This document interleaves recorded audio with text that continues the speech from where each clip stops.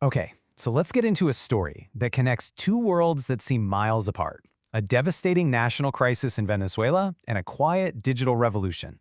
It's really a story about how a single line of code, released without any fanfare, could end up being a lifeline for millions, and how its ideals could one day be shouted in the streets.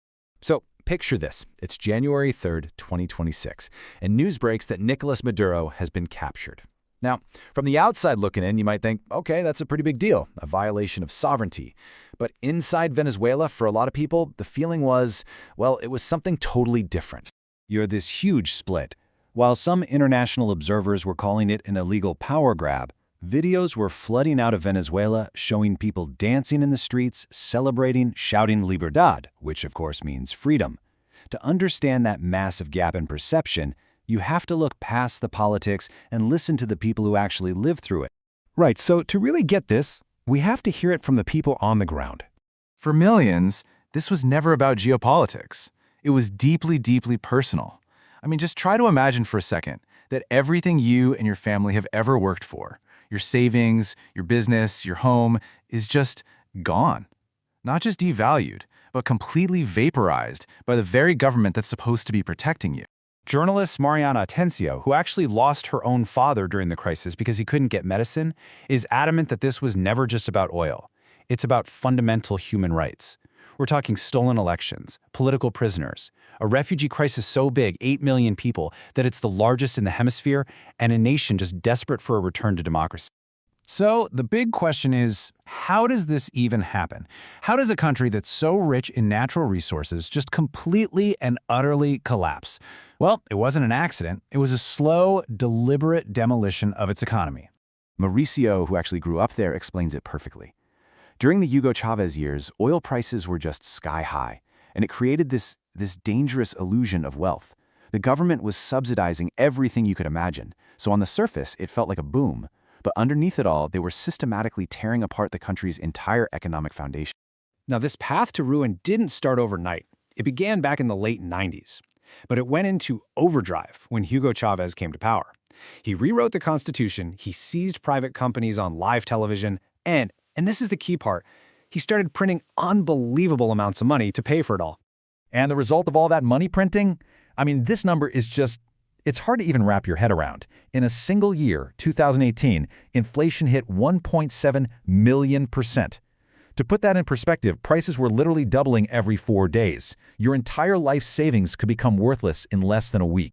The currency became so worthless that the government had to literally chop 14 zeros off of it over the years.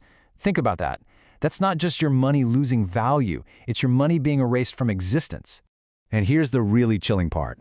The story of Venezuela, it's not unique. It follows a very familiar script, a playbook that authoritarian regimes have used time and time again to seize total control. You see almost the exact same sequence of events play out in Vietnam after the fall of Saigon. Phung Le, who's the CEO of MicroStrategy, tells the story of how his family's wealth, built over generations, was just wiped out practically overnight. So here's the playbook. It's pretty simple. Step 1, you seize power and you take control of the money. Step 2, you declare all the old money that people have saved up worthless.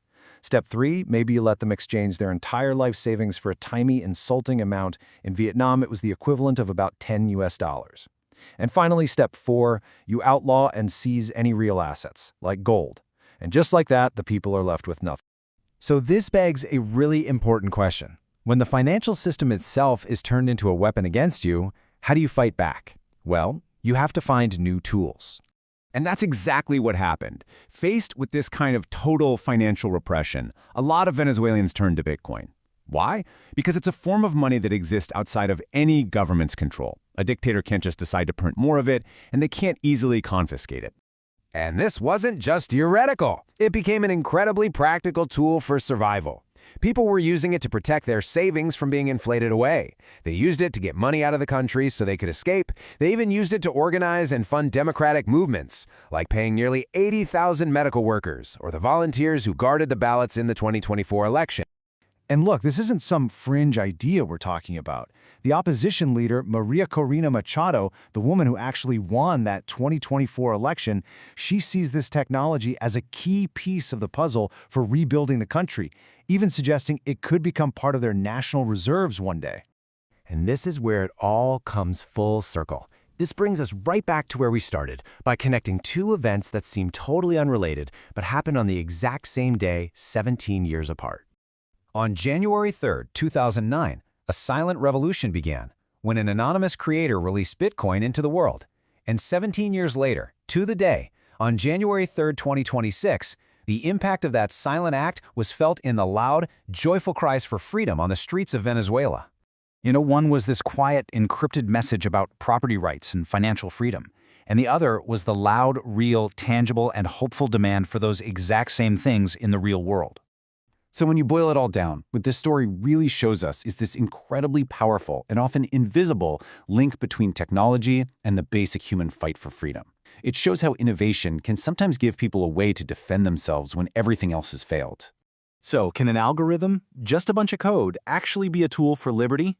Well, I think the story of Venezuela suggests that for people who are living under financial tyranny, for people who've had everything stolen from them, the answer is a powerful and resounding yes.